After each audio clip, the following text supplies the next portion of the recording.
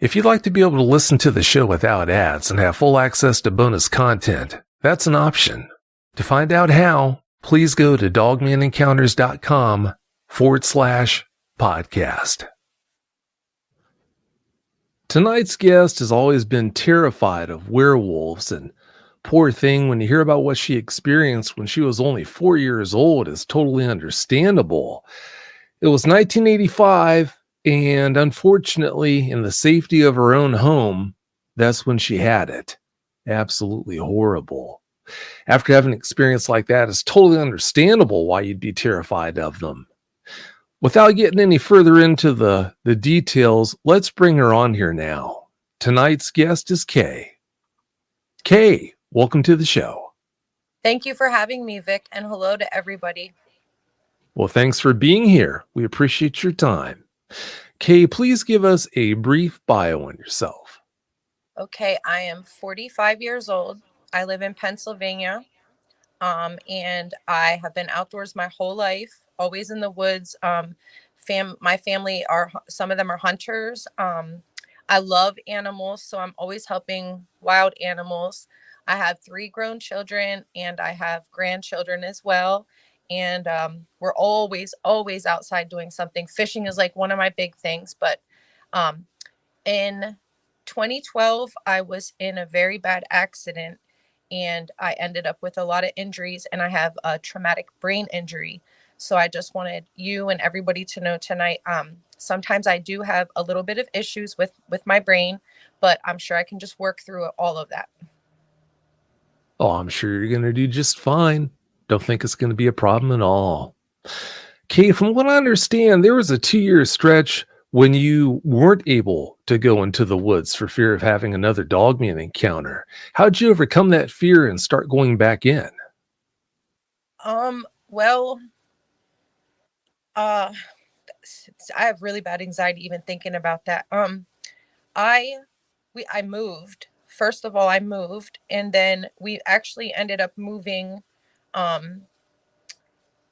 We moved pretty much right up against, little did I know, like a huge forest that is a big hot spot actually to them. But my family were really outdoors, and my son kept finding all these trails. So we started going out on the trails, and it's a part of the Appalachian Trail as well. The Appalachian runs along there. The Georgia and Maine trails were right on some of the other trails that we went. And he said, let's just give it a shot, because he knew. And we packed up our tents and went out there, and we got through the evening. It was a little tough, but once we did that, I felt a lot better, and we started doing all of our hiking and stuff again. But that also did lead to more encounters. Unfortunately. But I am glad that you're able to head back in. I mean, as long as you're doing that, that's a great start. Oh, yes. Yeah, definitely. Before you spoke with me about your encounters, a very experienced Dogman researcher helped you. What more can you tell us about that?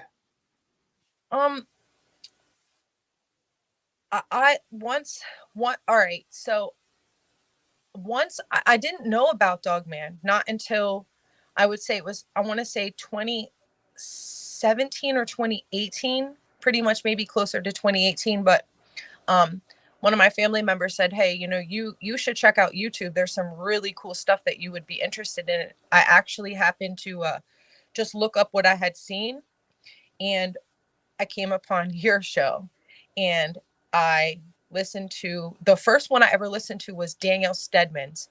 When I listened to that, I was hooked. I played every episode that you ever had at that time, and I just could not believe it. It actually floored me that so many other people saw these creatures, and that they were all over, and that it had a name, Dogman. Like, that was the first time that I ever actually, like, I was just blown away that other people had seen it and it had a name. And from there, I was pretty much, I would say, definitely obsessed, but still super scared. Well, I can understand why. Did you think they were werewolves that you had seen until you discovered the term Dogman? Actually, yes. I thought they were. That's exactly what I thought they were. And my cousin and other people who were with me for the different for the two encounters. That's what I thought, and I only thought that because of the experience I had in 1985 when I was about 5. My family was strict. We weren't allowed to watch any kind of scary movies. I mean, I wasn't even in kindergarten. We had bedtime. But one night my cousin and we had crept out and crawled and wanted to see what our parents were watching in the living room. Well, at that time, it wasn't 1985. It was, I'd say, 87, because I was definitely a little bit older. We came out and we saw it was The Howling. And once I saw that, that traumatized everything. That's kind of what it reminded me of what I had seen, kind of. And that's why I was like, werewolf. But I didn't think a person changed into it. It, like, when I've seen them, I thought that it was definitely like a creature, a living, breathing, bleeding creature. Well, it's a small help, but I am glad you realized it wasn't something a case of a person transforming into that state. That Yeah, I probably didn't didn't help too much, but it know. helped a little. Yes, it definitely did. But it was still super, super, super crazy. And then the more I listened to you, the more information it just it it takes you down a rabbit hole. And I still try to listen to everything and try and just gain as much knowledge as I can, because nobody really knows everything. And when people share stuff, that's how you just put everything together and just try and figure it out. That's right. Yeah, that's a really good point. How did you wind up meeting Al Santoriga? Because I know he helped you quite a Oh bit. yes, he did.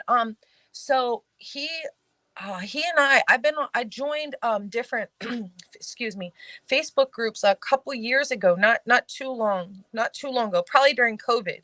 And I had actually met him in one of those groups, and me and him became Facebook friends as well. And I heard him on your show, and it blew me away. I didn't realize, after like having it, I listened to his encounters, and I was just like, wow. And then I had reached out to him, and he told me too. He was like, if you're going to talk to anybody, definitely Vic. He's a really good guy. He'll definitely help you through it. And he was even willing to come along and talk with you and I at the time, but it just didn't work out that way. I ended up talking to you myself, which was fine. But he's a really nice guy. He is really, really nice. He's a great guy. That he is. Yeah, he's top notch. He De- really is. mm-hmm. And he doesn't get enough credit. I mean, the man deserves so much more credit than he actually ever gets. It's not even funny. Yep. No, he really does. He's a really great guy. Oh, no doubt about that. Your most recent encounter happened in 2022. Do you think that's going to be the last one you're ever going to have? No, definitely. I don't think not. 2022 was actually, yes, definitely an encounter. Now I have seen them after that, but I have not had, a one-on-one encounter with them. Like I've been driving where I've seen them, or I'll catch glimpses, but not an actual, you know what I mean, encounter. But yeah, 2022 was the last encounter that I had. Well, I'm sure it's not going to come as any surprise to you when I say this, but I'd be astonished if that was actually the last encounter you wind up having. I think you've got more on the horizon, unfortunately. Yes, so do I. But like I said, listening and learning as much as possible definitely seems to help. It still doesn't take away when you actually see one and you're there. People don't really realize, like, it's so different. You're not thinking about any of that stuff, like, because you're just so you I couldn't even move. Oh, I'm sure. Yeah, that young, and I'll bet you were frozen. De- Well, that's talking about the first encounter when you were only 4, but yeah, I mean, no matter how old you are, I mean, that type of terror is going to make you freeze in most cases. So I de- totally get what you're saying. and the other thing is too, not just that, it's you're not sure which one you're going to run into with the temperament. You know what I mean? Like, some of them are just nasty, and then there's some that just don't want to be bothered, or that you just that's the other chance you're taking. Oh, no doubt. No doubt about that. All right, Kay, in your own good time, please tell us about your encounters now. Give us every last detail that comes to mind. Okay, it was 1985.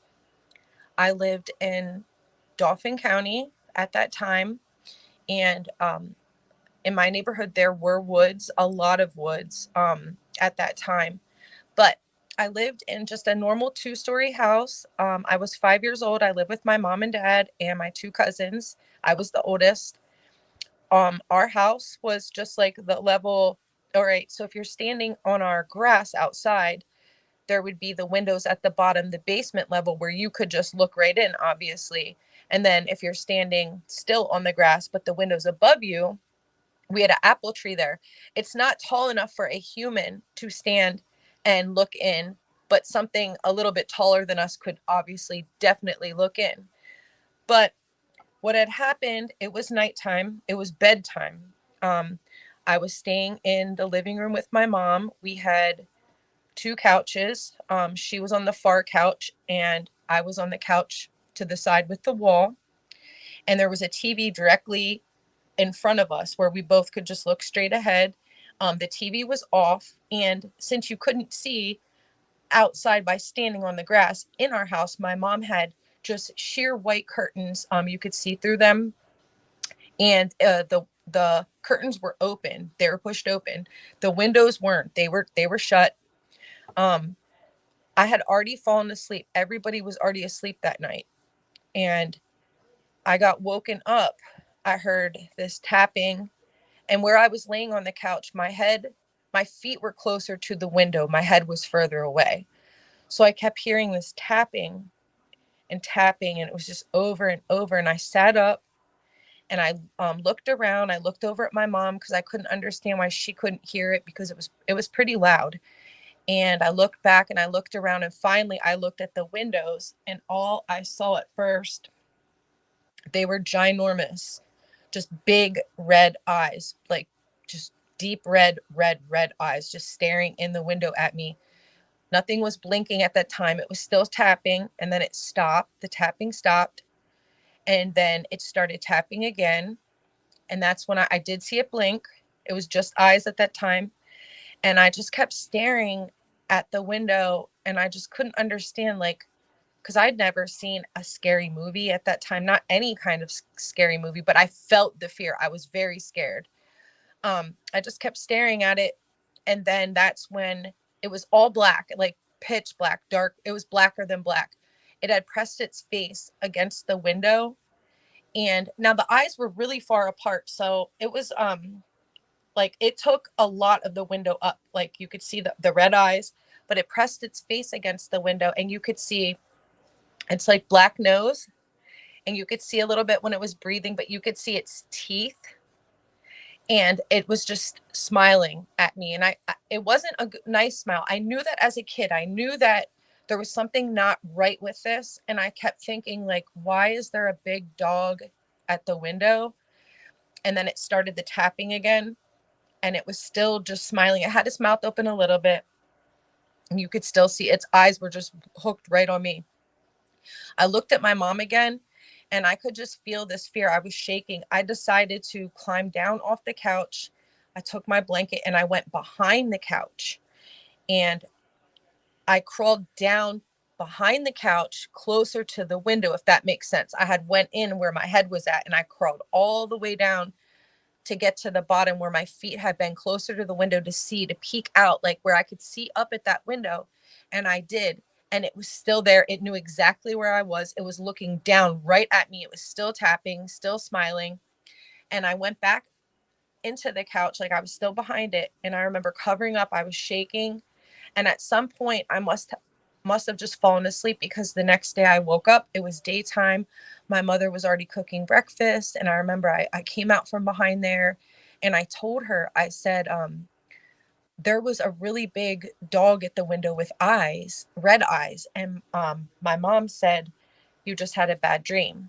And, I thought about it, and I was like, maybe I did. It felt too real to me, but I mean, I was 5. So that was the first encounter. Now, I still lived in that same house. We had a whole bunch of neighborhood friends, all of us kids. There was a whole bunch of us. Um, we would all get together, and this was just right after, I was 5. I went into kindergarten, got into elementary, so I was a little bit older. I was still in like the elementary phase, the years of that. um all of us would get together and we would decide to play games like kick the can, or we'd play football. We liked when it would get dark. That's when we liked to play all kinds of different games at night. So the kids and I'm still friends with a lot of my childhood friends. They remember this. We used to go in my backyard because my backyard had a lot of trees, kind of like woods. In the back there's a lot of pine trees, big trees that you could climb. There was some tall grass and stuff, but we always would remember that occasionally when we would be in the one side of that area, there was always a darker side. It just felt weird at that side where the mulberry trees and stuff were. We would see those red eyes. And that was the craziest thing to us. We would see those red eyes, not just me, all of them. We would just take off running as kids, run back down to the front where it was lit with the street lights, and we would all talk about that and we would try to avoid it. But we did see those red eyes over a couple years. It never exposed itself. I can't say exactly if that's what it was, but all of us would see those red eyes for a while. So my second encounter was in, I would say, let's see, I would say 1995, maybe 96. I was 15, I know that. So my cousins grew up with me, and my cousins actually had moved to an apartment with their mom that was about, I'd say, driving 7 minutes from the house that I grew up in with the encounter. So they move out to Susquehanna area, and my cousin was super young. I want to say she was maybe 12, maybe 13. But I went over to her apartment building, and now this apartment building, let me explain it to you. There was a three or four, actually there was 4 or 5 different buildings. It was well lit. There was dumpster areas. When you walked up to any of the buildings, but her building, I'll just keep it with her building, you had to go over this like little concrete bridge with railing. It takes you up to the door where you either have to use your key or you have to buzz somebody in. You cannot just open that door without that key or without someone buzzing you in. So nothing could just enter the building. And it had a bunch of glass, so you could see out. You could see the parking lot. You could see the dumpster. There was a little playground. So I was at her house, and she was outside playing. This was towards evening. It was just starting to it was in fall time too. I know that because it was a little bit chilly.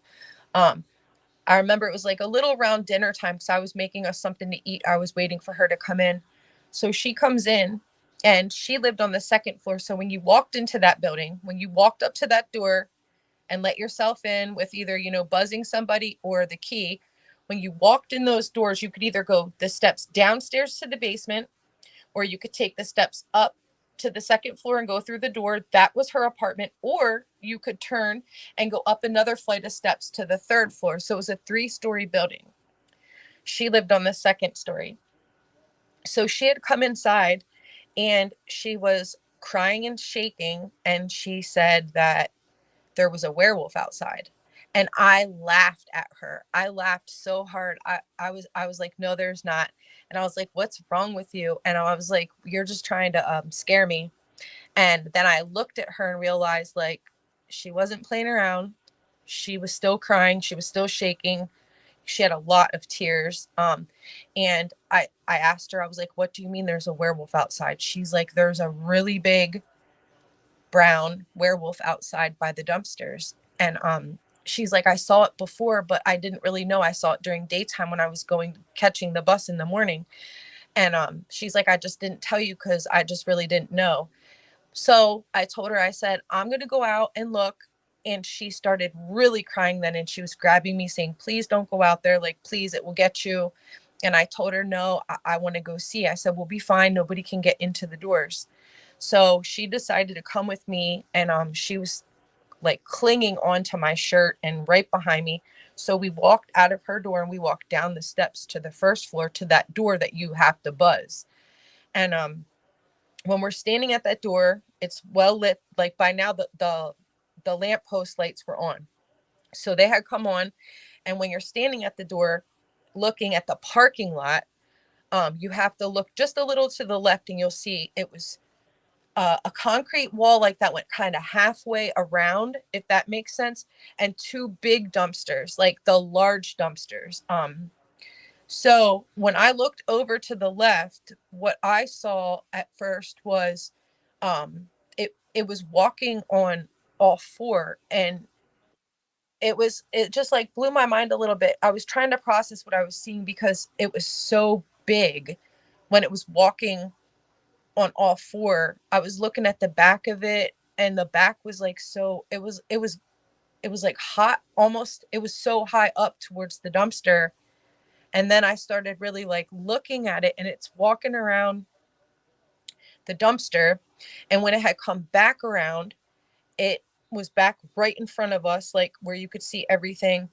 It it like put its hands up on the dumpster, and it didn't pull itself up at all. It's like it just stood right up with it. I didn't hear anything. I don't know. I was really in shock. So we both watched it. It was her first time too seeing it stand up.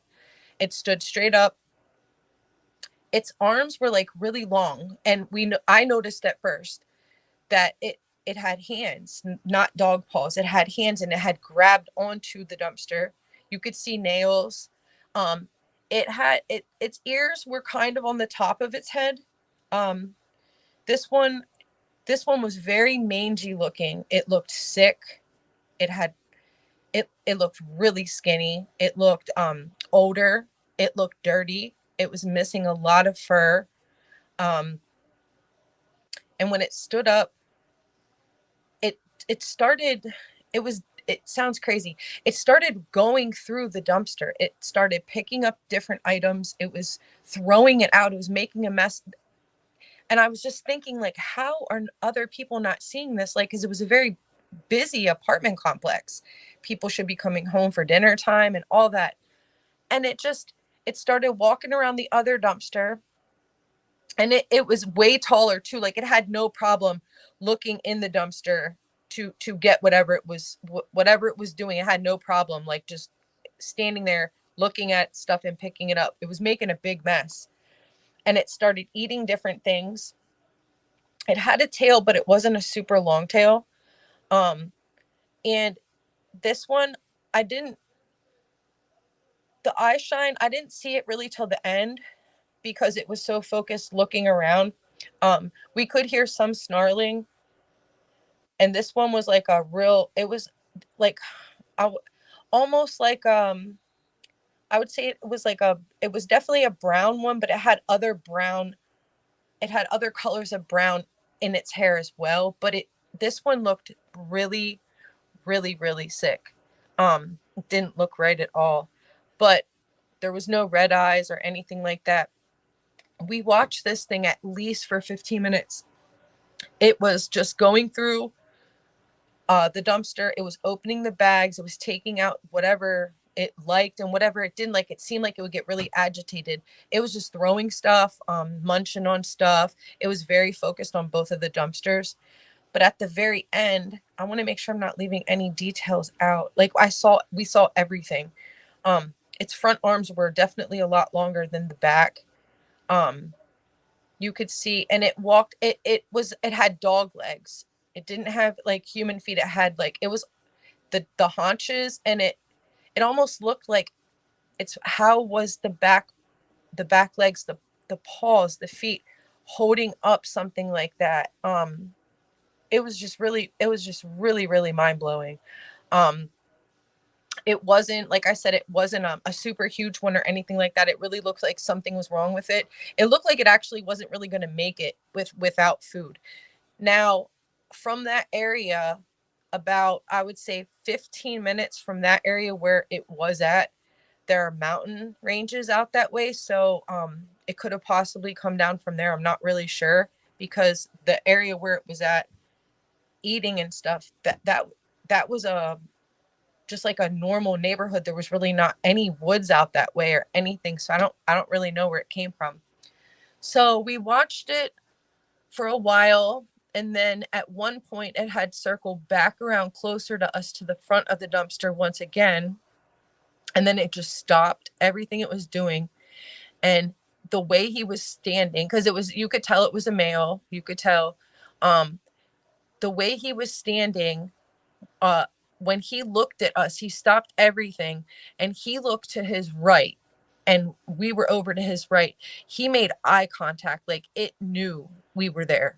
And that was one of the parts that really really scared me. And once it stopped doing everything, and actually it didn't really turn its head because of the way it was standing, but you could see that it was definitely looking at us. We had the eye contact, and its eyes were the yellow amber color.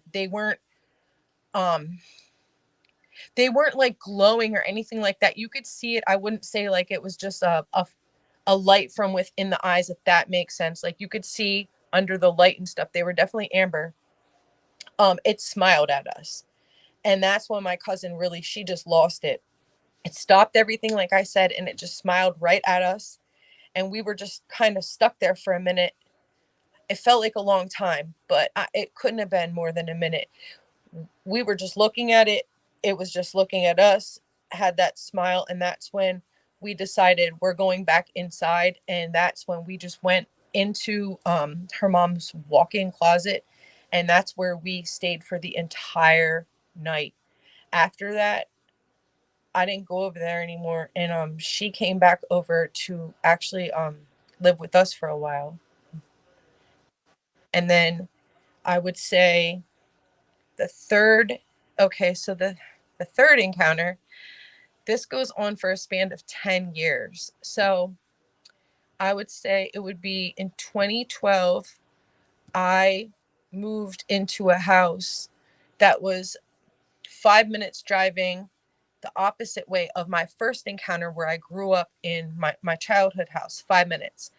I ended up moving after my accident to that house, and it was 600 acres of literally nothing but fields, woods, creeks. It had everything, which was really awesome. And your neighbor, like we had one neighbor that was kind of close, but all the other neighbors, they were like two more football fields away from, like, there was nobody out there except for those neighbors, which were super far away anyway. And pretty much everybody out there, they were a little bit older. They were older. It was normal to see people walking around with shotguns or guns, but we usually saw them with shotguns. There was a farmer he was in the back of our house. He had a huge farm of Angus beef cows. So me and my kids move in. Now my kids they're way younger at this time. They're not grown. We move into that house, and in our backyard, we would have deer all the time. Occasionally a bear would pass through. We had owls. We had so many coyotes that were so bad and so used to people that they would come right in my driveway. They didn't care who was out there. It got to the point we almost got attacked by them a couple times. They were there was just a lot of them out there, and they were really bad, very aggressive. That's why most of the neighbors always had guns. I never had a gun. I still don't. It was just me and the kids. So let's see. So there was, like I said, owls, turkey were in our backyard. We had everything was right there in the backyard. It was awesome. um so once we moved out there, uh we all started noticing little by little that we would see eye shine. And we that's a thing. We knew we loved taking our spotlights, and we'd walk around these fields, and it would take us a long time. 600 acres is pretty big. We would pick our favorite areas. We had names for the areas. We would take our spotlights. We would all go walking, and we like to go spot the deer. When the farmer would cut his hay, he'd make the hay bales. we would actually, I know you're not supposed to, but we go climb them, and we would get to the top, and we like to sit up there and wait for it to get dark, and we would try to check out the coyotes and the deer and see all this stuff. Like, it was just a great place to live. That's what we all thought. It was awesome there. So as time started going on, we started hearing the coyotes would go super, super crazy. We used to go outside, right? We'd only open my door and just step out and record the coyotes because they were so close. It was so terrifying hearing that. We would record them. But you could hear, we started noticing, we started hearing, it would be at nighttime, like kind of, so it just depended. Like, it would be late because sometimes I have insomnia, so I would go outside and sit out there. The stars were beautiful. It was just really nice to be there.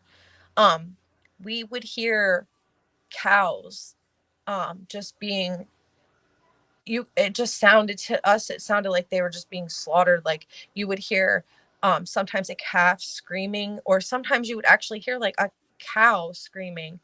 um and we would think, you wouldn't hear now at that time, you would hear the coyotes sometimes, but when that screaming with the cows was going on, you wouldn't hear really anything but the cows. So we started all talking to each other, like, what the heck, what could that be? Could coyotes really take down like huge the beef Angus? Like, they are big cows. I get a calf, yeah. But so we would have our big bonfires pretty much every night. It was just the best place to live. And that's when we really started noticing, we would have packs of coyotes. They would start really acting up, and then you could hear something else in with them. And we just really weren't sure, because at that time, like I said, I still did not know Dogman, none of that. We knew about aliens and crawlers and stuff like that. My kids, they were all into. They'd say the rake is out here and stuff. Like, there wasn't, but we ended up having a lot of encounters with some other things living out in that area. Um, so the one night we were out there, and we had noticed we had noticed some eye shine. We were looking for it, and but these were different. These were bigger eyes. The way that the eyes were set looked just a lot different. Because deer to the side, predators are like forward. It still had the eye shine that we would see. It was like the amber. It was an amber color that we would see, and you would hear sometimes roaring, like a roar. It was really terrifying. So one night, I'm already in bed, but I was still kind of awake. I was waiting for my daughter at the time. She was a teenager. She was coming in. It was the weekend, coming in after hanging out with friends. Um, and when I finally heard her, because I had dogs, I had really big dogs. I had them for my protection. I had a pit bull. I had her son. He was a pit bull and German Shepherd and a Rottweiler mix. So I had big dogs. Um, they, my daughter came in, and the way she came in, my bedroom faced the kitchen, which also faced French doors and the actual door. Though that was the only way out of the house. Um, she had come in. I heard her just literally slam the front door, lock it, and she left the light on in the kitchen, everything. She came straight to my room, and she just reached out and touched me. We didn't talk. She reached out and touched me, and I could literally feel her fear. I could feel it. It was something not right. When she touched me, her eyes were huge. And I sat up really close to her, and I put my finger over my lips, and she knew, not we're not making a sound, we're not doing anything. I patted the bed, and I told her, she knew to get in the bed, and we just waited for a minute, and our hearts were pounding. That's the crazy thing. My dogs would bark if they ever heard anything. They did not like the coyotes. Like, our dogs were really trained. They would alert us. These dogs didn't make a sound that night. They seemed absolutely terrified. Their heads were turning. Now, in my bedroom at that time, it was a huge, huge window. It went from the ceiling to the floor. It was a big window. And that's when you could just, my hair is standing right now up on my arms just talking about this. But once she got in bed with me, we weren't talking, we were just waiting. You could just literally, I could feel my heart pounding, I could hear my heart pounding, and I just knew that something was not right. I knew that she was terrified. I could feel her fear, and it's like I felt another fear that I never felt before. And it was it was coming definitely from outside. Like, it was something that my instinct knew. You're not going to say anything, like you're barely even going to breathe. You need to just quiet your heart, and you need to just stay quiet. And that's what we did for a long time. But now my neighbors, they lived above me in this house, because I was in the bottom part of the house. My neighbors lived above me. Um, and as we're laying there, just terrified, she was shaking. I couldn't even move. You could hear this loud, it was the loudest roar ever. Like, it was so terrifying. And then after that roar, it got quiet for a second, and you could hear it was actually over by that big window. Thank God that I had my long, thick drapes. I had the window covered. You could literally feel that whatever was there was right behind those curtains. And I was so close to that window, being in that bed. She was on the other side of me. It was the craziest fear and feeling ever. Like, we were both hooked on just looking at that window, and I'm thinking, what if whatever's out there comes through that window? Like, nothing's stopping any of this. So we were just still quiet, and then it started doing this really weird um um it started growling. It did this other weird, like, this it was a different kind of roar, but not a super super loud one, but loud enough.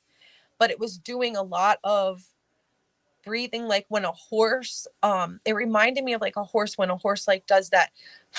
It did that, and you could just hear a lot of growling.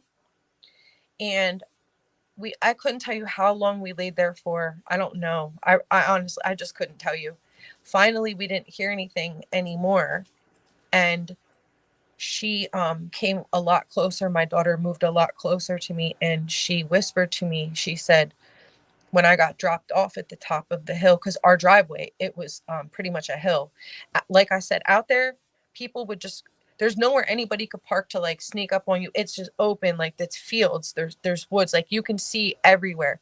So most of the time, like our friends, when the kids would get dropped off, they would just quick turn around at my neighbor's house, because he had like a big barn over there. They quick turn around, drive back up, and drop all the teenagers off at the top of my driveway just to walk down.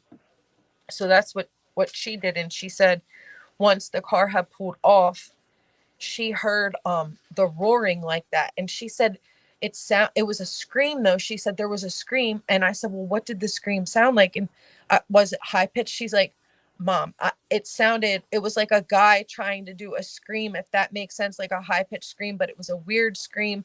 And she said that she could hear the footsteps, because we had rocks all over. That was our driveway. There was a lot of gravel out there too. The fields, there was a lot of dirt and stones, but our driveway was all stones.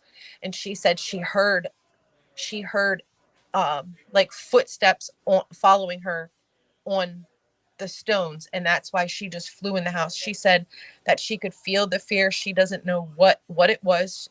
And that's why she just said, I felt like I couldn't even lock the door fast enough. She's like, I really thought whatever it was already going to have me. And so I just told her to be quiet again. And I told her maybe, um, let's just say some prayers and stuff. And eventually we did fall asleep.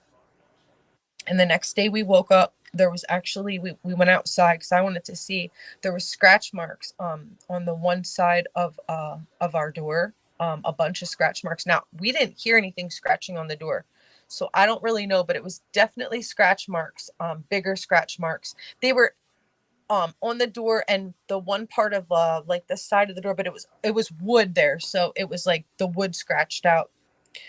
So now, like I said, we lived on this property for 10 years. There was a bunch of encounters. There was a UFO sighting because we lived actually really close to Oh, there's a military base out there, Fort Indiantown Gap. So we lived right near there, and you would see like their helicopters sometimes come in and fly above our fields and do like work on the lines out there and stuff. But out that way, in our fields where we lived, people have been calling into the news that evening. It wasn't dark yet at that time. It was going towards sunset. People were calling in. People were calling 911 in the news for a sighting of a UFO, and that was actually seen right above the area where we lived. Um, we had also seen a crawler one time as well up on this property. So, and with a bunch of Dogman. The reason I left. So, all right, we get to the next encounter. So we decide that we're going to go over now. Once you went to the top of our driveway, across the street would be a whole nother, it was acres of fields and forests we could go to. Now we would cross it and there was a path.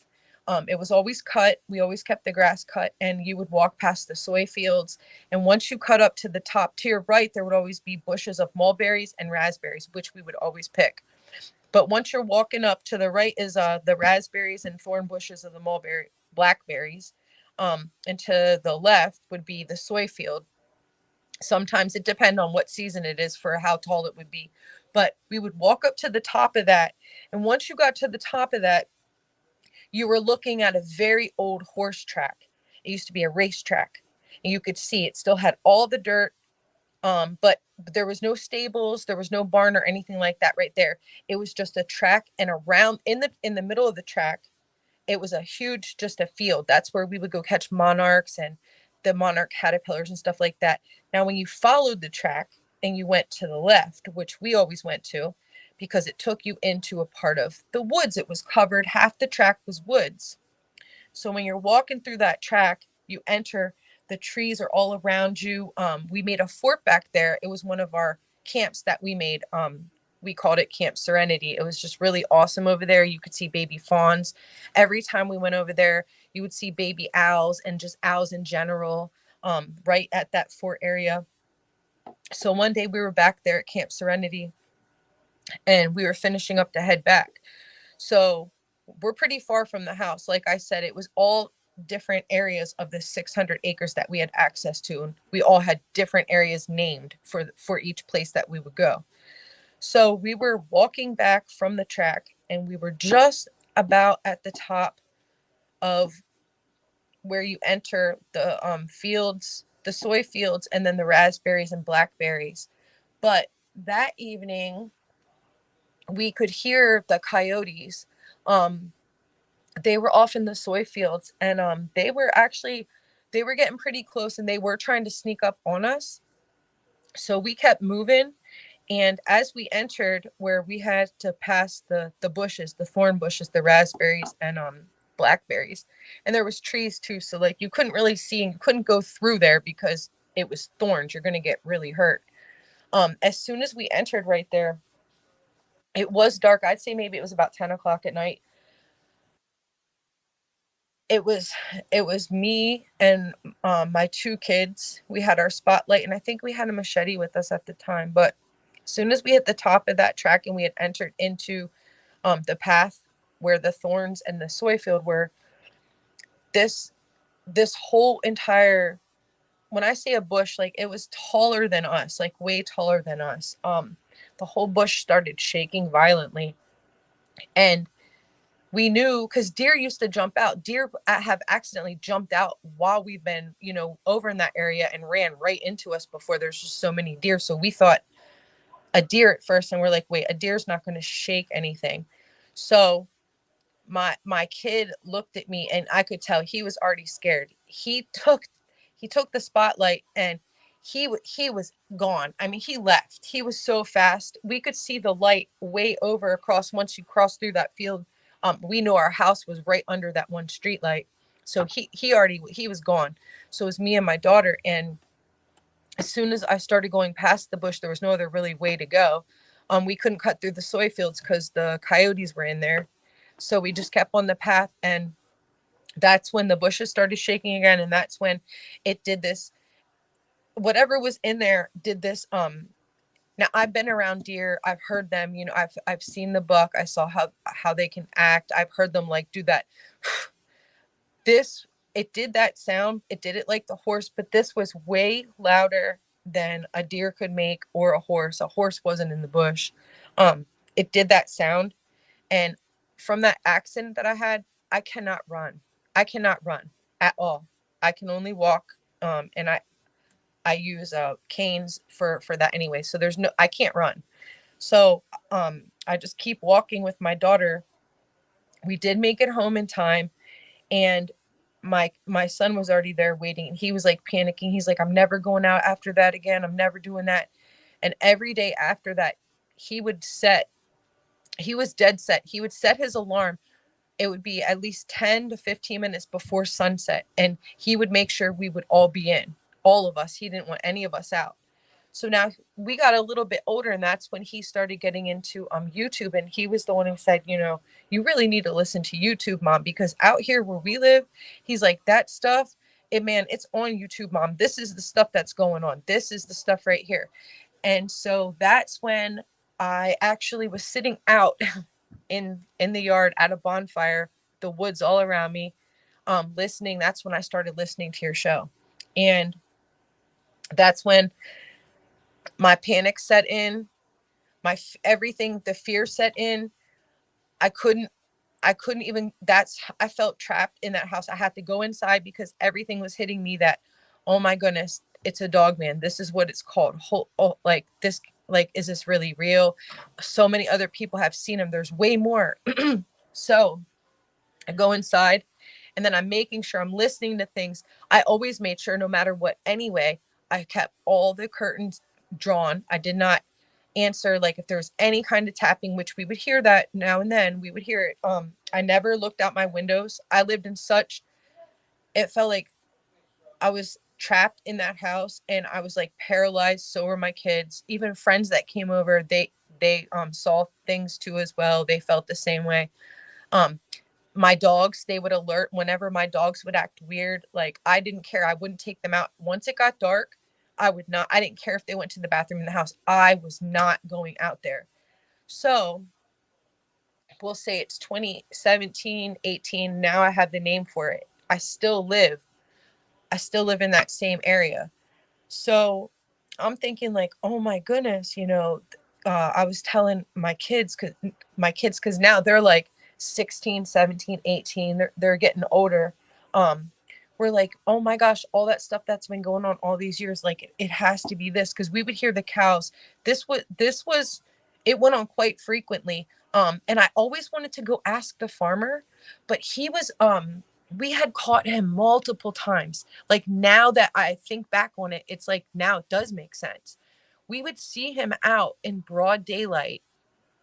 He would be laying down in this one area of the field, and it almost looked like to me, because I know some guns. I'm not a gun expert or anything like that, but he would have it on this. It looked like like an like, I don't want to say AK-47, but the long black guns. And he had it on a tripod. It was like he was looking for something or waiting for something, and he had this whole setup. It wasn't deer season, like it wasn't time to hunt, so I know he wasn't hunting. I always wanted to ask him about, like, hey, have you lost any cattle, like, but I never could. He was just very standoffish. He was not very nice. He was a weird character, so we kind of just left him alone. um but we would go down to the creek a lot, and his cows would get out. You would find um cow parts at times, like where they were shredded or ripped apart by whatever. You could smell it. um we had multiple times where things were tapping on the windows. We had multiple times where there was one time, I had walked across from my neighbors. I was coming back home. I went to help him. He was a little bit older, and my kids were already out, their friends were over. All the kids came to my house, because they loved the land and everything. But my kids started yelling because I was walking, and there's the field right there to my one side. Excuse me. And they started yelling that there was something behind me, but it was crawling on the ground, and it looked like a really huge coyote. And I remember turning around, and I remember just seeing the eye shine, because it was kind of, I couldn't really see it from where I was walking from. But you could definitely see the eye shine. My heart started pounding, and I got back to my house with no incident, but they were screaming, like they were telling me to run, knowing I can't though. They were just very excited over what they were seeing. They said it was crawling like on its belly. I'm really sorry about coughing. I just had my throat. But there was other times where you would see multiple eyes over in the tree lines. You would find lots. Oh, we would find deer. And my son, I don't know, my son loved it, but we would find deer right in the backyard that were dead, but their necks had been snapped. Like their legs weren't broken, they weren't hit by cars, there was no bleeding or injuries. You could literally see the necks were like twisted. And it was and we found them sometimes, but the one that really messed us up was like the one in it. I would say it was winter, but we just couldn't understand how the deer died. Like its neck was just twisted around. It was just literally twisted. Um, and my son actually kept that deer head. But that's a whole different story. But we would find lots of things torn apart. We would find raccoons torn apart. We would find rabbits torn apart. You would see the bushes shaking sometimes, and movement, growling. So let's see. By this time, we've had so many different things going on, not just with Dogman, because we did end up seeing the shadow figures of them, and it was more than one. And that's when I just was like, I can't deal with this. I had asked my neighbors too, like, hey, do you guys have you ever heard that screaming or yelling? Have you ever heard that howling, the growling? And my neighbors always said no. And it made no sense to me at times. You know, when people are sleeping, how do they not hear this stuff? But it was really happening. So I would say we decided, it was literally as COVID was hitting. Now by this time I already knew what Dogman was. Um Mind blown, like I said, that there was packs of them now, that they were in every state. Like it was just more than one. Like it was, my mind was really blown. So right as COVID's hitting, we move from Dauphin County to Cumberland County, and we ended up moving out towards like Shippensburg. But where we moved, we were so close. We were like the back end butted up to, it's called Michaud State Forest. It is 85,000 acres of just gorgeous, gorgeous, gorgeous forest, creeks. There's lakes out there. This is my most favorite place to go. It has so many trails. It has the awesome fishing. You can take your boats out there, kayaks, whatever. You can even swim at some of them. But like I said, it's 85,000 acres, and I know that was 123 miles. There's still trails that we haven't even gone on yet. Now, this place, Michaud State Forest, is known very well. It depends which trail or what part that you pull into. You will see signs posted up for Bigfoot. And I used to laugh. I used to be like, Bigfoot, like, wow, like really? But researchers do go out in these woods. And when you listen to YouTube, you will actually hear a lot of different stories coming out of Michaud State Forest for Dogman. So I had no clue too. I had no idea. And on the other side of us is the Tuscarora Mountains. And I want to say, I think they're 90 or 95,000 acres. So we kind of set between two mountain ranges, as well as the Appalachian Trail is on there. I didn't know until I researched it and started listening to stories. And we would talk to hunters, because we go hiking all the time. Like when I'm talking we hike, we go out hiking where you lose your phone reception, where you should probably have like a satellite phone or anything. Like we don't, but I mean it's we should, but we go far out, where sometimes you don't see anybody. There's horse trails out there, so some people do ride their horses. There's hunting, you can ride certain areas of it, your four-wheelers and stuff like that. But we ended up moving into we left a hot spot from the old house and actually moved into a bigger hot spot, which I had no idea. And so we started going out into the woods and doing our hikes and our fishing. And that's when things really got a lot more weird for me. So where we had lived then, you would you would get a really weird vibe at night. And at this place where we lived, when we had moved in, I kept seeing there was a trailer park behind us. We didn't live in the trailer park, but there was a trailer park behind us. There would be all these cats that would just come over to hang out in my backyard, which I love animals. So I was like, all right, well, I ended up with 30 cats that I had a cat colony. I got them all fixed, chipped, neutered, and actually I got all of them homes. But anyway, so I started like watching those cats. Like I would count. I'd be like, all right, because we would hear this weird howling. We would hear weird howling. It didn't sound like a dog. It was just this really weird howling. And I think I was on just super high alert, knowing like, oh my goodness, like there's Dogman. And so some of the cats started disappearing, and that had me on edge. And there's a creek that ran through there too, and that had like some of the best fishing. A lot of people would try to go to that creek to fish there, lots of trout and stuff like that. But I was outside because I did smoke at that time. I would go outside and sit on my back porch, and the cats would come up to me. You know, I'd hang out with the cats, and the woods were right there. Literally, the tree line was right there. I heard the loudest howl. Like it vibrated. It vibrated like my body and my chest. And I knew. I was like, no way. I ran in the house, locked the door. My kids at that time, they kept saying, like, they'd be like, calm down. You're always freaking out because now you know you're stuck on YouTube and you know about Dogman and we had our encounters. Like you're just always scared about it. And just calm, because I would seal the windows. Like I would make sure that the curtains were, if I had to pin them with like tacks, I would not ever the curtains had to be a certain way for me to sleep at night.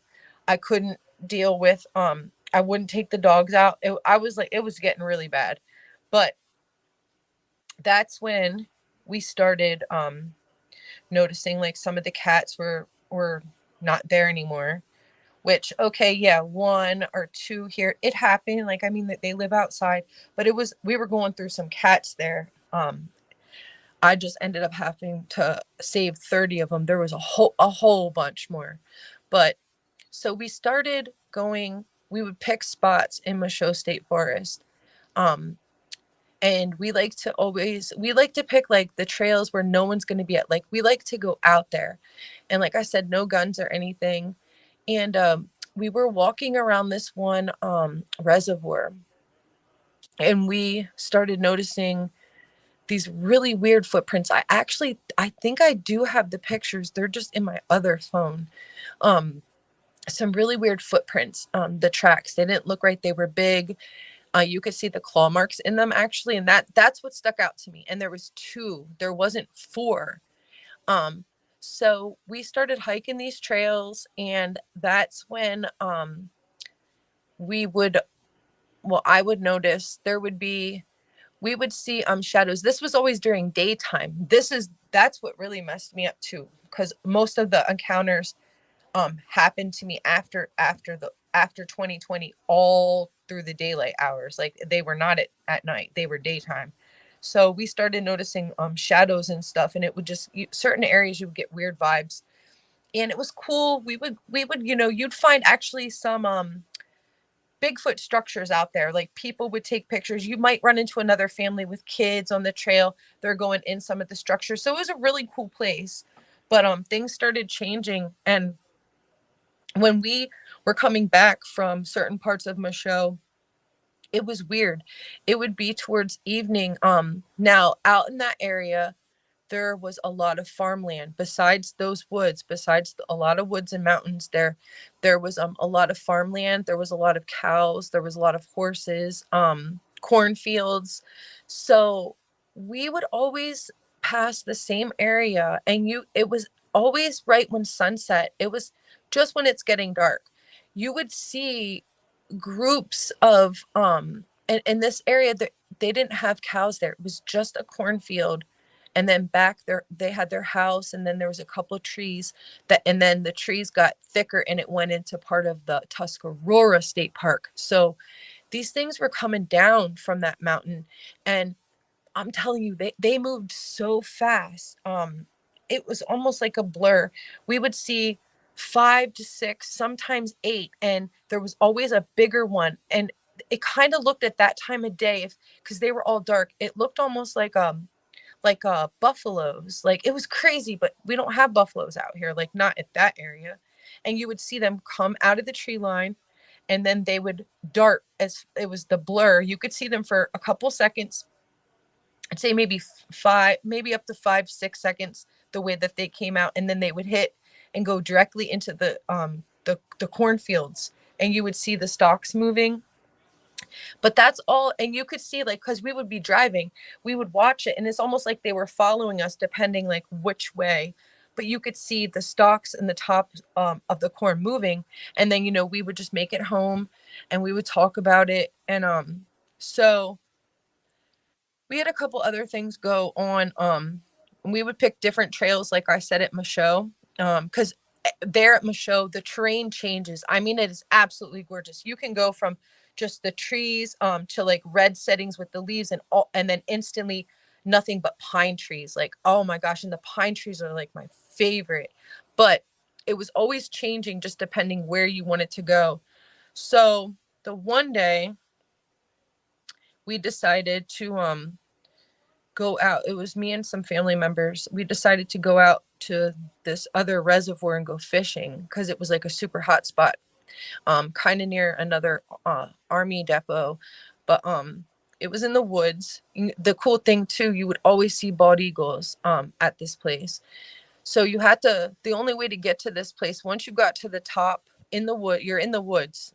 You have to go down this steep uh it's all rocks road. There's If you went over the side too far, you're going off like basically the side of the mountain there. Like you're just going to go straight down. So you have to go straight down on these rocks, follow the path all the way down, and then it opens up to I wouldn't say a huge parking lot, but a parking lot. They have it for where you pull right down, it's a parking lot. They have for handicap and then regular. But when you pull down to the right, when you look out, it is nothing but this huge, huge reservoir. Once you park, you're looking, when you get out of your car, there's the reservoir in front of you. You can't really walk if you go across the parking lot because there's woods there, but it's that part of the area where it's steep, like if your car went over, so you really can't walk on that side at all. Like you have to get in your boat, which a lot of people do, or whatever. We went to the left. Our family member actually brought his boat, and we decided to get in that, and that's when we had started chatting. We were like, uh he was kind of teasing me. He was like, you can't go that far over there because if you do, you're going to go in the missing 411. And I would laugh and he would laugh because they would always, always tease me about Dogman. And he was like, what would you do right now if Dogman came down from the mountain and we're out here in the boat? I said, well, I laughed. I said, we can't really do too much because Dogman can swim and this isn't that deep. And we would just laugh about it. So we had a good day that day, got the boat out, went home. A couple of days later, we went back to the same spot, me and 2 family members. So we pull down, park in that parking lot. Now they decided right there is the boat launch too, like right in the front. So it's like you can put your boat in there. You can walk over to the right a little, but like I said, you can't really you could step a little bit into the woods, but then you can't go any further because it's so steep or it's water. I decided to go to the left. There is a trail there. Now, when you enter, to the right of me, literally right by my feet, it was just like maybe a 2 foot path. There's a little bit of grass right there. Literally to the right of me is nothing but water. Like it was just open water. You could see, like, you could catch frogs and turtles and stuff like that, literally right there at your feet.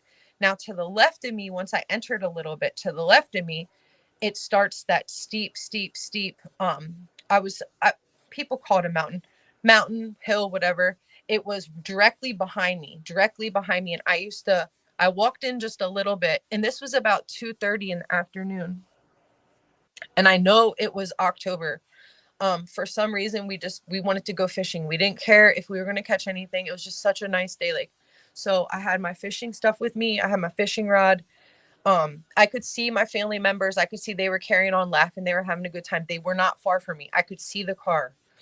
I already had anxiety thinking about just Dogman. I always did when I was outside, especially when we would be out as far as we were. So I was already on my stuff. It was already in my head. I was already ready. So I set up my stuff. I have my little chair that just folds right out. It clips onto your backpack or whatever. Have my backpack. I only walked, I'd say maybe 10 feet into the woods on that trail. Um, and then I set up because I was trying to do cat fishing and try and get some bass. I don't know. I was just fishing. And so I cast my line, and I was fishing for a couple of minutes. I I think I actually had my phone playing. I think I was listening to music, but it wasn't real high. I didn't have it up high so I could hear. I always had to hear things behind me because I know if it goes silent, like I know all that. So I would always be on alert for that. So I'm fishing. I hear my family members laughing. I see them skipping rocks. Um, I'm eating some snacks, and I'd say maybe I would say maybe within 10 minutes after already setting up and stuff and just hanging out, starting my fishing, that's when behind me, I heard like leaves. It was behind me. It was far back, like up the hill. And I thought, it could be squirrels. It was daytime still. Squirrels, they like to play around in the leaves. It was fall. So I didn't think really anything of it. So I'm continuing fishing, and that's when um it was a big dead log that was it I don't want to say thrown, maybe it was more, it maybe rolled is the better word. It rolled down. It was a really big, I'd say maybe 7-8 foot long. But it wasn't like a super huge log, but it was still a log. It came rolling down really fast down the hill right behind me, like just a few feet from me. So I was like, what the heck? I was like, there's no way that something just rolled down the hill when this is already dead. Like, so I stopped everything, and I turned around, and I'm looking, I'm scanning, I'm trying to see. I know how to look for deer. I know how to look for that stuff. So I'm looking for movement or something that's sticking out that's not right. And that's actually when I see something. And it was, I would say, maybe I would say a little bit less than a football field away from me. It was up the hill, the mountain. But you could see it because there wasn't that many leaves really left on any of the trees. There wasn't that many, and this was black, and it stuck out. That's what caught my eye, the blackness of it. This one was actually standing on 2 feet already. This one was standing partially, well, it was trying to be behind a tree, but I mean, it was a little too big for that. You could see it, but it was kind of standing with like half of itself behind the tree. It was holding onto the tree with both hands, already standing, like I said. But this one, I was looking at it, and everything in me, I had clicked my phone to stop the music. I was not thinking about at all taking a picture, trying to get a video. I wasn't thinking any of that. I wanted to hear, and I was just frozen. I was just looking, and it was looking directly at me. This one, started. That's when it came out a little bit more from behind the tree, and it put its one arm down, and it had the other arm around the tree. This one was, it started coming down the hill, but it wasn't in an aggressive like manner or anything. It did get somewhat closer where I could see it a lot better. So I was looking at it and it was looking at me. This one was actually really, really pretty. It had very sleek, it didn't have shaggy hair. It was black. I mean, black, black, black, like blacker than black. Its fur looked really maintained. It looked really shiny and beautiful, very short. Um, this one you could tell, you know how like when you look at a dog, you can tell, all right, that's a younger dog. That's like a puppy, this is an older dog. That's an old dog for sure. Now that first one that I had seen, that one was definitely an older one. This one, this one had to be, to me, if I would have to guess, I would say definitely like a teenager, an early, like a teenager. This one was young. You could tell in its face it was young. You could just, I don't know, there was just something about it that you could just see and tell it is definitely young. And it didn't, its ears were up. It had the sleek hair. Like I said, it was on two legs. It had hands. It had like the raccoon fingers. Or sometimes raccoon fingers, squirrel fingers, because I've had squirrels, if you look at their fingers, fingers like that. You could see the claws. This one was definitely healthy. It just looked absolutely beautiful. I wasn't scared at this point. Just, I mean, a little bit I was, but I was more curious because it looked young to me. I wasn't really thinking, I guess, clearly. So I'm looking at it, and its eyes were this yellow, like this piercing yellow. It was so beautiful. The ears were up, the arms were longer than the back legs. They like hung down by its knees. Once it had come out, it did take a couple steps down towards me, and that's when things kind of changed. It put its ears back, and when it did that, because it was looking at me, it was more curious at first, and I was just kind of looking at it. But then it changed a little bit. It put its ears back, and that's the part that scared me. Once the ears went back, because I was thinking like dogs do that. My dogs do that sometimes. That's not a good sign. And then it started to really come out down the mountain. It started going very, very fast and aggressive. Like it was coming fast now, not like the kind where you see like the quick blur. Like I know they can go really fast. This one was more like picking up its pace, letting me know like I'm coming down there, because I know it definitely could have been down there way before I even made a move. But it started coming down a little bit. To me, it seemed aggressive, like faster. Like I felt like, all right, you got to go. You shouldn't be standing here. So I literally grabbed my rod. I just ran with it. I know that the line was still out there. Like I don't know. I wasn't thinking about any of that. And I started yelling for the other ones like to come on, to come on. Like I said, I never left that car too far because my fear of not just that, but just, I don't know, I was going through like some kind of cryptid phase or something. I was pretty much freaked out over everything. So um I'm yelling for them. They know something is definitely not right. So the car is not far from me at all. I get out to the car. They're already getting in the car. I threw my backpack in, and I had shut, I guess at the time I wasn't really even thinking. I didn't even remember. I remember I got in and I just took like the handle and stuff of my rod. That's the part that came in with me. And I ended up shutting the car door on the rod, breaking the rod, which it was whatever. I didn't care at the time. I wasn't thinking. So you had to back up, and you had to go back up, that there was only one way in and one way out that road. So before the cars started, we're starting to move. Now you can't speed out of there. There's no way. You have to turn the car around and get out of there. This thing comes all the way down to the tree line, and literally comes, like, I would say just a foot out of the tree line. You could see it clear as day. Like it was stepping out of its surroundings. and it was still on the two legs. I never saw it on four legs. I saw it only on two legs. It came out and it just stood there looking at all of us. And that's when the family members I was with, they're like, oh my God. They were saying bad words. All of us were. They were like, oh my God, you were right. You like, I'm never gonna make fun of you ever again. I said, let's just go. Like, just let's get out of here.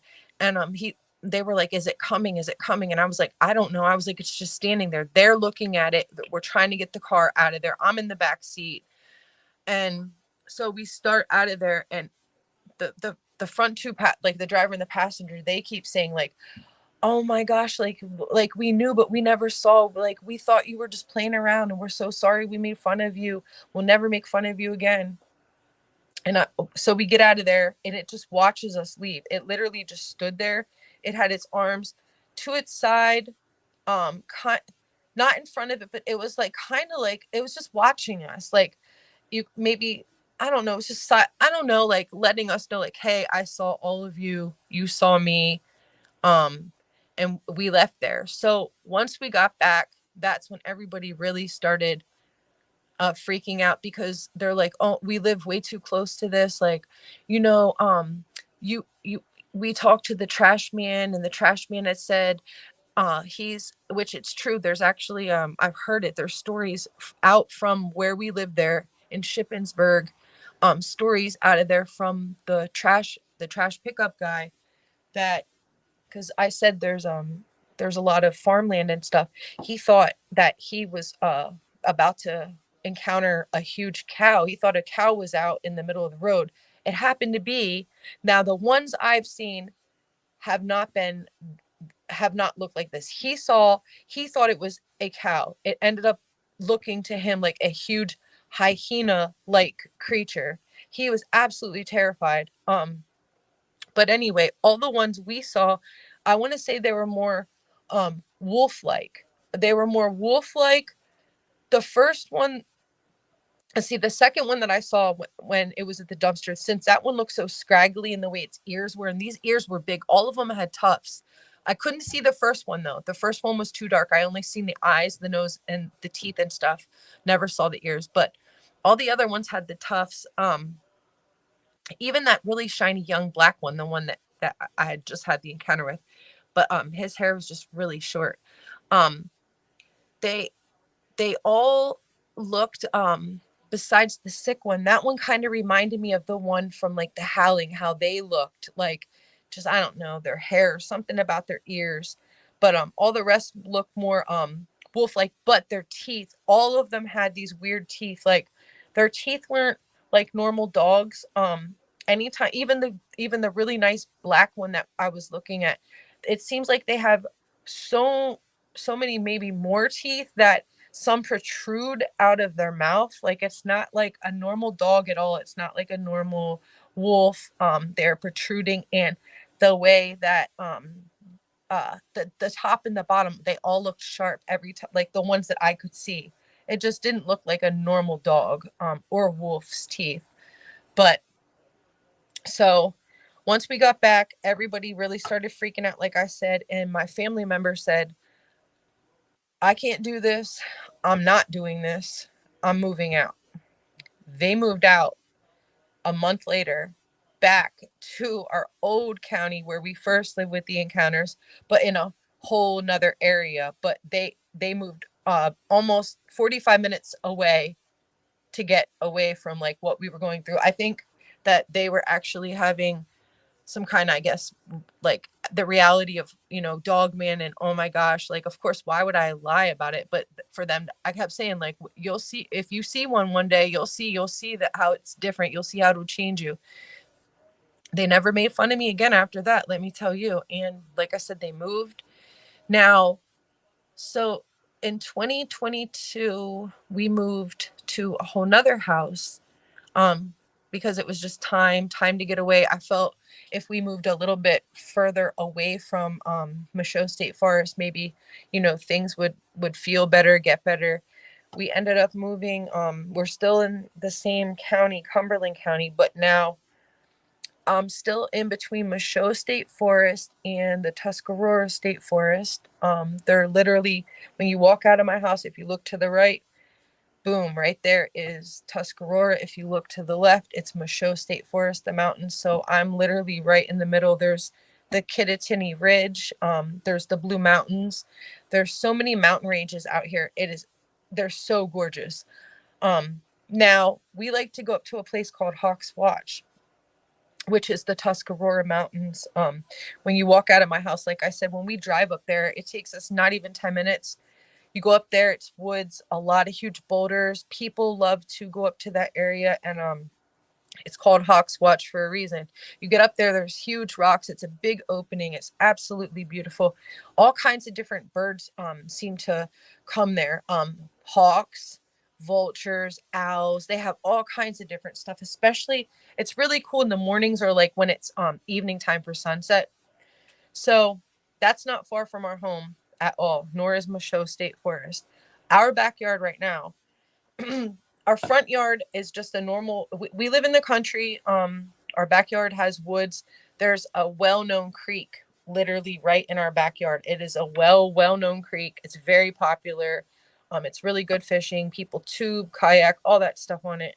And that's in our backyard. So at nighttime here, we have raccoons, we have possums. I think I had told Vic how I help out any little baby critter that comes through. Like yesterday, we found a baby possum, helped him. We found one of our skunks injured, helped that one. We have deer. We have all kinds of stuff. Bald eagles, literally, we see them every day. They're in our backyard. We go fishing in that creek and we catch huge fish all the time. So right before we moved here on one of our routes, now my husband, he knows that I believe in Dogman, and I always would tell him, like, because we've been together for over 8 years, but I had told him, he knew, he never judged me or anything, but I was like, I know it's gonna sound crazy, and I told him, and he doesn't listen to any podcasts now. He does, because I listen to them. So whatever I'm playing, he'll definitely listen in, and he's caught on and learned a lot in the past, like, I'll say almost 4 years. So as we're driving from our old place to our new place, we would notice we'd still see those the packs of them. Seeing those packs, because we had to travel that highway and it's all farmland. You would see the pack, like we would see the packs. It would be glimpses only towards evening, but we would see that multiple times. So one day we're driving, and this one's daylight, and we're on the highway because that's like the main course to get from how you get around here. Take the highway. We came to this certain area where it kind of, I don't know how to describe it. It kind of takes you, I don't want to say like it kind of on a ramp, but it's not a ramp to like get off of the highway. It's just like a ramp to kind of veer around.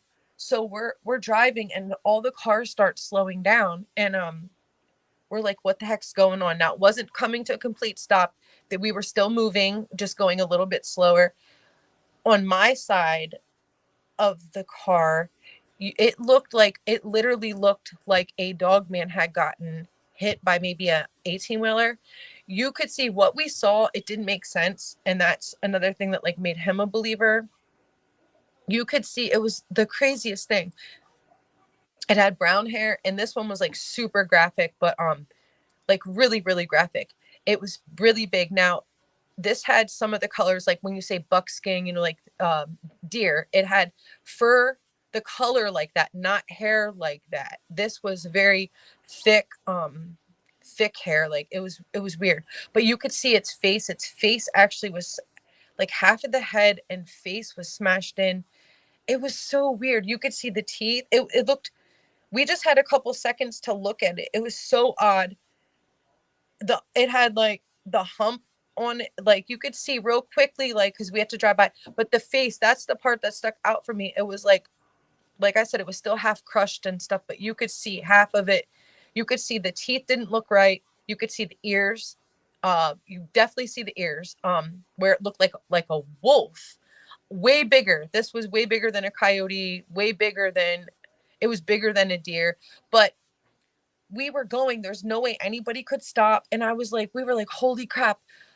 We should have got a picture of that. Like, let's turn around. There was no way you could turn around. You had to still drive for a couple miles. So we got home, and I forget what we were figuring out. I forget how or what we did, but we had gone back. It was not in the papers. It was not in the news. This thing, literally, there was no trace of it. There was no trace of it at all, because we wanted to see what it was. We wanted to see, like, what the heck? How did something jump up? There's no ground. Like, it would have to have jumped on that ramp part. Like, it would have had to jump like 30 feet, or maybe, I don't know. It was the biggest jump. Like, it didn't make sense of where we saw this thing and that it was dead right there, and how the heck did it get up here. But when we went back to look to see, because we just had to know, like, it just, some, my husband kept saying, oh my gosh, like, that was some kind of freaking, he wasn't saying that word, but he was saying that just didn't look right. That wasn't a dog. That wasn't a coyote. That was like, what the heck was that? Like, and I was like, I'm telling you, that could have been a dog, man. But when we did go back, which was right after that, once we could turn around and stuff, there was like, it was cleaned up. There was no trace of anything. That was like the whole nother thing. And I was like telling him, because he always hears the stuff that I listen to, but I was like, I'm telling you, they probably came out here and cleaned it up. Like, there's not a trace of anything. Like, people weren't even stopping. It looked like people wanted to, but you literally could not stop there. You would have gotten hurt. You would have gotten run over.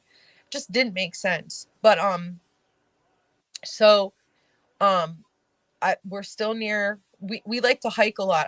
I think I said that earlier, but we picked a 10-mile hike for my birthday maybe 2 years ago. We do go in the Tuscarora. Over there's just a little more rugged. There's a lot of rattlesnake over there. Same with Michaud, but there's just a lot of, it's more, I don't want to, I guess a little bit more wild than Michaud. Michaud's pretty wild.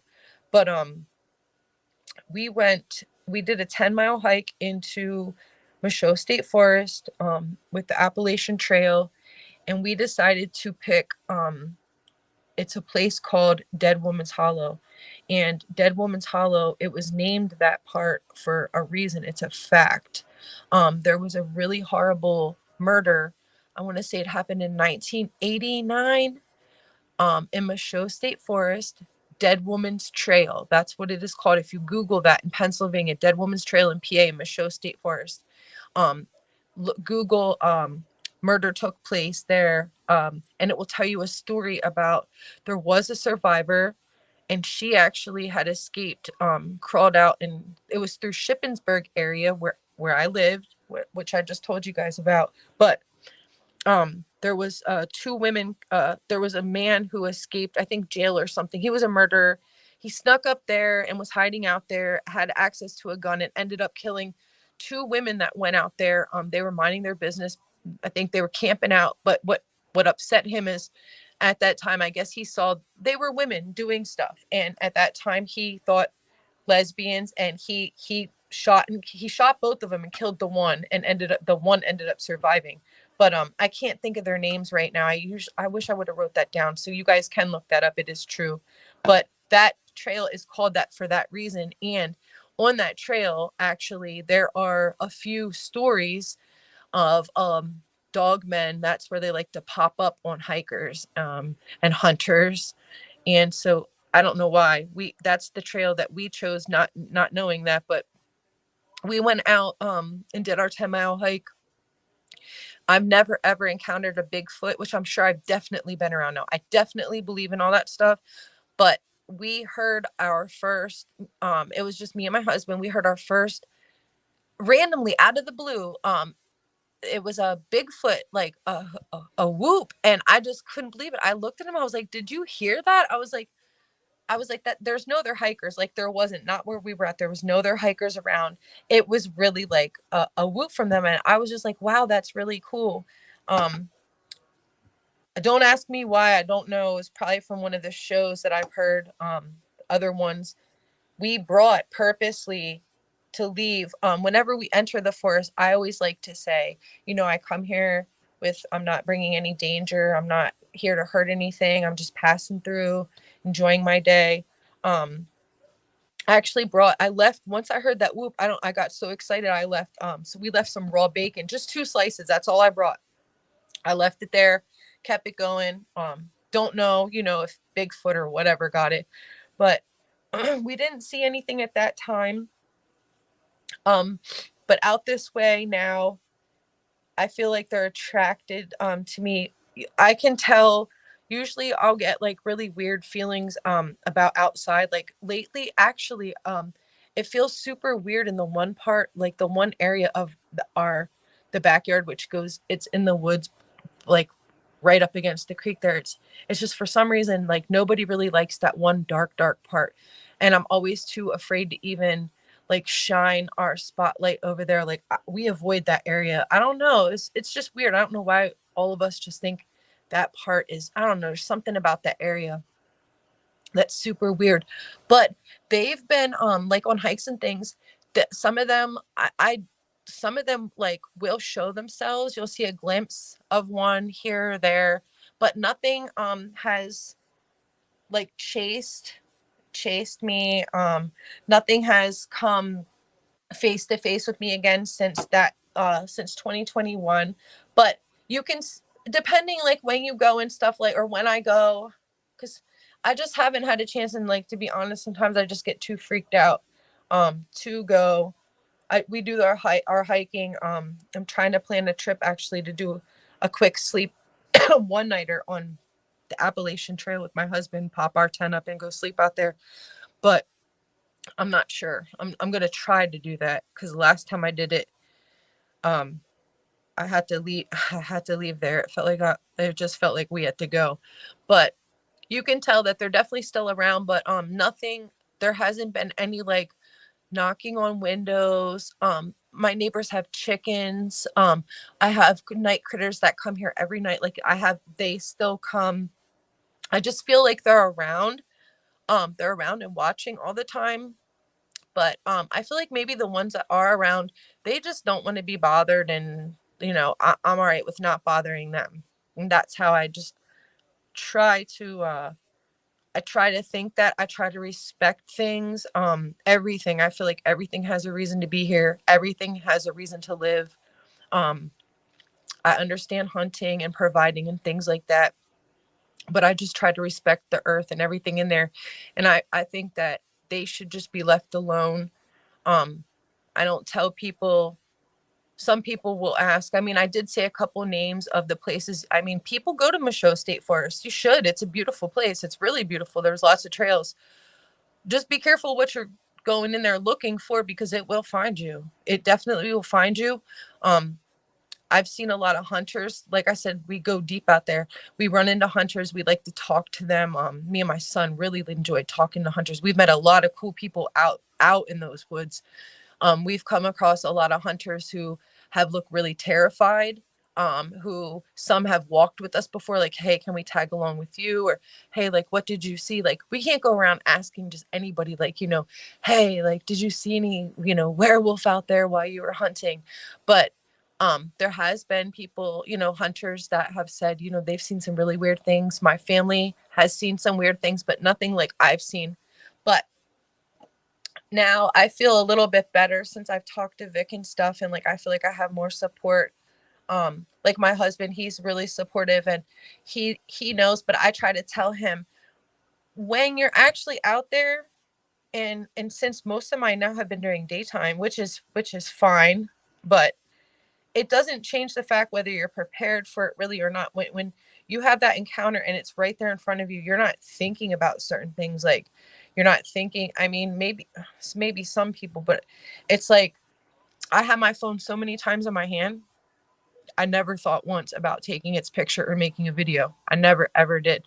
And hearing about some of it, I feel like it wouldn't work anyway. It's either you're not gonna get a picture, or you're going to really upset something. And, well, I mean, anything could happen to you. But so I'm just trying to make the best of it. I still watch, like I said, my neighbors have chickens, so we know that like the chickens are fine, that nothing's happening. There's a school right near me, so I feel a little bit safer. Like, I don't know, something about the comfort of that. Like, kids, I know there's police close by and stuff, even though we do live in our little quiet area. I just feel like the ones that are around here, they just don't want to bother you. You just might see them, they're passing through or doing whatever they're doing. Um, and you just you got to try and just live with them too, but also still don't, they're not a friend. I wouldn't say, don't be worried about them. Definitely just be on guard and things like that. But I don't feel like anybody should go hunt them and try and kill them and stuff like that. I think they should just be left alone. Well, it's awfully admirable that you still feel that way about them after having all these experiences. Because, Yes. as I'm sure you realize, most people wouldn't feel that way. No, I mean, I still have a tough time because, um, like that younger one, like he was really beautiful, but don't get me wrong. Don't get me wrong. They don't look like a normal dog, even when their face is like normal. Something about them, they look very different. They look very angry. They look angry. They look scarier, if that makes sense too. They don't just, like a regular dog when it's resting. They don't look like regular like that. There's things about them that is just absolutely terrifying, like their teeth. The thing I can that It's something about their ears, the way their ears twitched, or they would twitch their fingers, like in the movie too, like, or when they wrinkle their nose too, because I saw that, like, it just, oh, something about that, like, it just does something to me. It just does something to me. But the one, like, I'm just not looking for them. I'm not uh bothering. We're not bothering anything. We like to enjoy the woods too, and we know they live there. It's just how it is. Yeah, it really is a shame that these guys being around is taken away from you being able to live that dream of living out in the woods. It really shouldn't be that way, but playing the glad game, I'm glad you're coping with these experiences as well as you are. Thank goodness, because yeah, a lot of people wouldn't be able to do that. No, I am too, and it's, you know, where I live. I mean, we're just near. I mean, it took years for me to like do the research and look up things and listen to other stories as well. That way, you can think like, okay, oh well, this happened here. It took me a long time to realize, like, we're near South Mountain. We're also near all these other mountains. We're literally like where we live is like just a little. We're in like a bowl, and everything around us are all these different mountains. So many other terrifying. We live Okay, so there's the state penitentiary that's out there in Philly. Everybody loves to go there towards Halloween. It's a big thing. They're supposed to be running rampant out there at times in Philly, and I feel like I do feel like they travel. I definitely do feel like they travel. For sure, I know they do, but I also think that there are some that I wouldn't. I don't. I could say like, maybe a couple that hang around or whatever, depending on there's so much things to eat out here. There's so many deer, there's horses, there's cows, there's goats. So that's why, and I always seem to see them in some in summer, but mainly fall, and it's a little bit weird winter. Like when we're going into winter, I've never seen them after in January, February, or March, but those are the only 3 months that we never really had any kind of encounters. It was weird. Those were the only 3 months. All the rest, so it seems like, they definitely have their patterns, but there definitely are some. I can tell you there are some that stay, because when we lived at that one place with those cattle that were there, this was going on all the time. In the deer, this was going on at least a couple times a month. Like, so nothing was moving. I mean, I'm sure they moved around, but they didn't go too far. Like, they were still in that area. It was really odd out in that place. Really crazy. Well, it goes without saying, I'm so glad you get a break at least some of the months out of the year. Thank goodness for that, huh? Yes. Yeah, I'd say so. Well, I've got some questions I wanted to ask you, and also I wanted to share some questions with you from the live chat from the listeners, but we're definitely out of time tonight. Would you be up for coming back Monday night at 9 p.m. Eastern time to do a Q&A? Absolutely. Oh, great. Great. Well, yeah, if that's the case, then I'll have everything ready to go, and we'll just come back Monday night at 9 p.m. Eastern time, and we'll do that Q&A then. Sounds good to me. All right, perfect. Well, of course, I can't thank you enough for coming on and sharing all these details. And as you know, I'm looking forward to Monday night having you back. Definitely, Vic. All right, great. Well, thanks again so much for your time and have a great weekend, Kay. You too. Thank you. Thank you, everybody. You're welcome. We'll see you then. Yep. Well, everyone listening, I can't thank you enough for listening and supporting the show the way you do. I really appreciate it. And speaking of appreciation, both Mom Spaghetti and Peter Parsons, thanks to both of you so much for your donations. I really appreciate that as well. But before we get out of here, if you've had a Dogman encounter, if you'd like to speak with me about it in private, or if you want to come on the show and share it with the listeners, all you need to do is to go to dogmanencounters.com, submit a report. And if you do that, then I'll contact you and schedule a phone conversation. And that way we can take it from there. But having said all that, thanks again so much for listening and have a great weekend.